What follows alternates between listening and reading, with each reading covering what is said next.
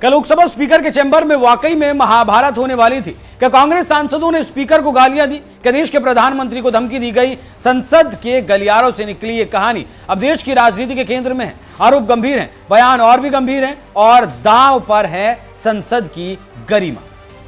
आज हम आपको बताएंगे कि आखिर 8 फरवरी को लोकसभा स्पीकर ओम बिरला के चैंबर में क्या हुआ था, क्यों संसदीय कार्य मंत्री किरेन रिजिजू ने 2 वीडियो शेयर कर कांग्रेस पर सीधा हमला बोला है और क्यों 119 विपक्षी सांसदों ने स्पीकर को हटाने का नोटिस दे दिया है।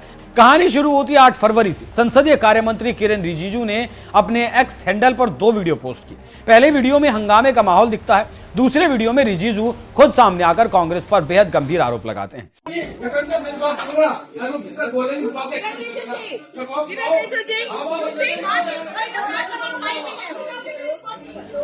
तो वीडियो आपने देख लिया, अब आरोप लगा रहे हैं कि संसदीय कार्य मंत्री किरेन रिजिजू की भी बात सुनिए। बीजेपी और एनडीए का एमपीज को हम भी अगर खुला छूट दे देंगे तो वहां महाभारत नहीं हो जाते तो कितना खराब लगता है कि नहीं? तो हम लोग तो ये सब नहीं चाहते ना। 20-25 कांग्रेस एमपीज स्पीकर के चैम्बर में जबरदस्ती घुस गए तो मैं भी दौड़ के गए कि भाई स्पीकर साहब के साथ क्या बदसलूकी किया जा रहा है। तो वहां इतना गाली गलौज किया गया। प्रियंका जी और वेणुगोपाल जी भी वही थे, उन्हीं के सामने में गाली किया है।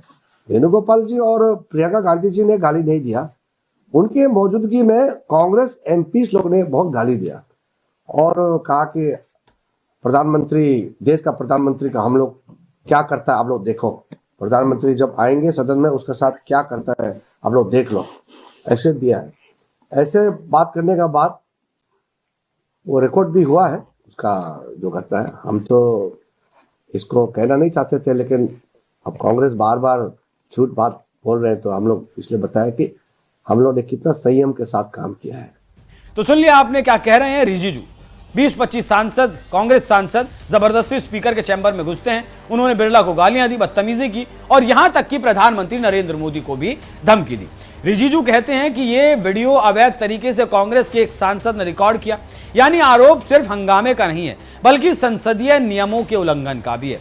रिजिजू कहते हैं कि देश के प्रधानमंत्री का हम लोग क्या करते हैं, क्या लोग देखना, प्रधानमंत्री जब आएंगे सदन में उनके साथ क्या करते हैं आप लोग देखना। अगर ये आरोप सच हैं तो ये सिर्फ राजनीतिक टकराव नहीं बल्कि संसदीय मर्यादा की सीमा लांघने जैसा मामला है।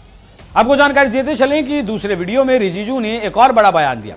अगर बीजेपी और एनडीए सांसदों को भी ये छोड़ दिया जाए तो वहां महाभारत नहीं हो जाता। ये सिर्फ एक वाक्य नहीं था, ये एक चेतावनी थी। सत्ता पक्ष का दावा है कि उन्होंने संयम रखा। वो कहते हैं कि हम बहस और चर्चा में विश्वास करते हैं, धमकाने में नहीं।